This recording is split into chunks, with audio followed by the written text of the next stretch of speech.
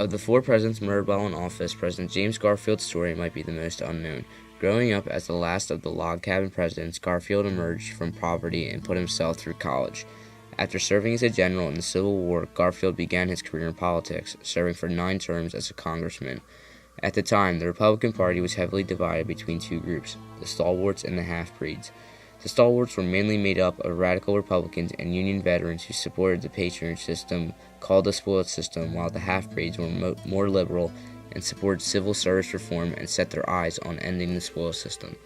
Although there was a great division in the Republican Party, Garfield, a half-breed, ran as a dark horse candidate with stalwart Chester A. Arthur in order to secure the presidency against Democratic candidate Winfield Hancock. The election was primarily centered over the idea of the tariff.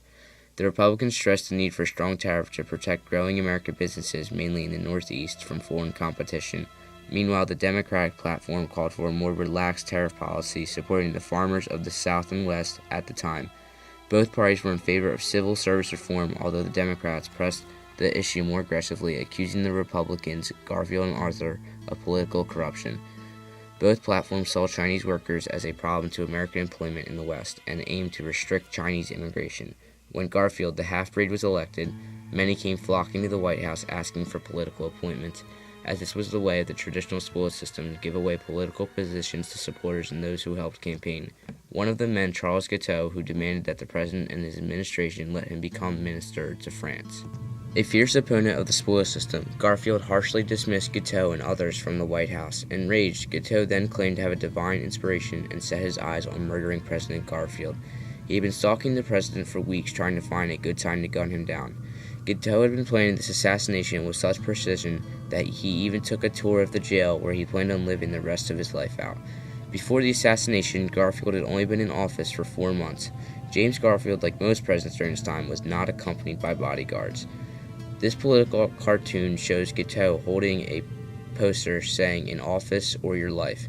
This was supposed to represent that Guiteau was willing to kill Garfield if he was not given an office. Ultimately, on July 2, 1881, when Garfield traveled to Baltimore and the Potomac Railroad Station in Maryland, Guiteau stepped out of the shadows and shot the president twice, once grazing his arm and shoulder, while the other bullet was lodged in his back. Garfield dropped to the floor, and Guiteau was apprehended. Bystanders shouted, lynch him," and Guiteau asked to be taken to jail. This was part of his plan. He was to kill the president and then live in jail. Garfield was first brought back to the White House, where many physicians worked around the clock to remove the bullet and save the president's life. Even Alexander Graham Bell, yes, the inventor of the telephone, was called in to find the lodged bullet with his new metal detector invention. Bell's device did not find the bullet because of interference with metal springs inside the president's bed. The heat of the summer in Washington, D.C. didn't help either, as the president's condition quickly worsened. To escape the heat, Garfield was transported to his retreat home in Elberton, New Jersey, where he died while recovering. After a painful 80 days of fighting infection, pneumonia, and aneurysms, Garfield passed away.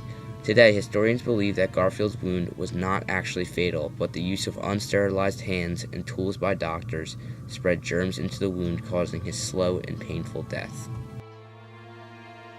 Doctors converged on the fallen president, using their fingers to poke and prod his open wounds.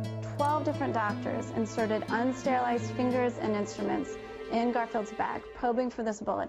And the first examination took place on the train station floor. I mean, you can't imagine a more germ-infested environment. American doctors at the time didn't believe germs existed at all. And according to Dr. Jeffrey Resnick of the National Library of Medicine, they rejected the use of antiseptics pioneered by Joseph Lister, for whom Listerine would later be named. Lister, an Englishman, embraced this theory. The death of the president, however, caused great change. Across the country, doctors and physicians quickly accepted the principles of germ theory, which stated that illness was caused by microorganisms that we refer to today as germs and bacteria. This also gave rise to the use of antiseptics to sterilize anything that would contact a patient's wound.